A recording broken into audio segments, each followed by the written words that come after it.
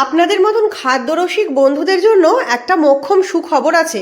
কলকাতার সন্তোষ মিত্র স্কোয়ারে শুরু হয়ে গেছে খাদ্যমেলা চেটেপুটে। 8 থেকে 11ই জানুয়ারি পর্যন্ত এই অনুষ্ঠানটা চলবে।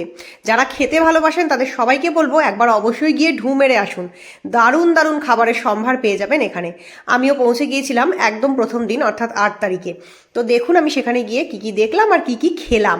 নানান রকম ইনোভেটিভ খাবারের সন্ধান আজকে কিন্তু দেবো, তাই প্রথম থেকে শেষ পর্যন্ত মনোযোগ দিয়ে দেখুন।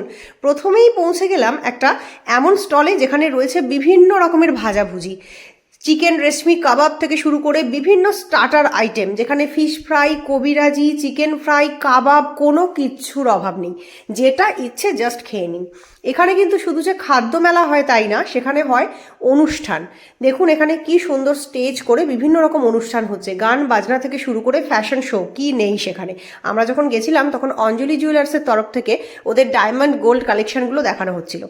এখানে কিন্তু কলকাতার বাইরের বিভিন্ন ইনোভেটিভ খাবারও পেয়ে যাবেন, যেমন সুন্দরবনের ভেটকি মাছ, বকখালির মাছ, অথবা পেয়ে যাবেন বিভিন্ন রকমের গ্রাম্য পিঠে।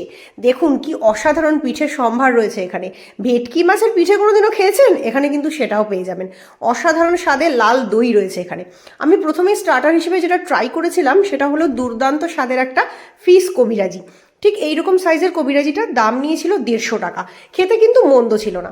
এছাড়া বিভিন্ন রকমের আইটেমের মধ্যে নেক্সট আমি যেটা ট্রাই করলাম সেটা হলো বেবি কর্নের একটা ফ্রাই। বেশ ভালো লাগছিল, মিষ্টি মিষ্টি মাইল্ড স্বাদের এই বেবি কর্ন ফ্রাইটা। এরপর আমি চলে গেলাম বিভিন্ন দোকান দেখতে দেখতে ফুচকাওয়ালার স্টলে। ফুচকাওয়ালা মনে আছে তো, সেই জোস্টক খ্যাত ভাই বোন যারা অনেক উচ্চশিক্ষিত হওয়া সত্ত্বেও ফুচকার দোকান দিয়ে বিখ্যাত বা ফেমাস হয়েছিল। ওদের দোকান থেকে আমি খেয়ে নিলাম চিকেন ফুচকা। হ্যাঁ ঠিক শুনছেন, ফুচকার ভেতরে চিকেন দেওয়া। খেতে কিন্তু মন্দ লাগেনি। এরপর চলে গেলাম একটা মিষ্টির দোকানে।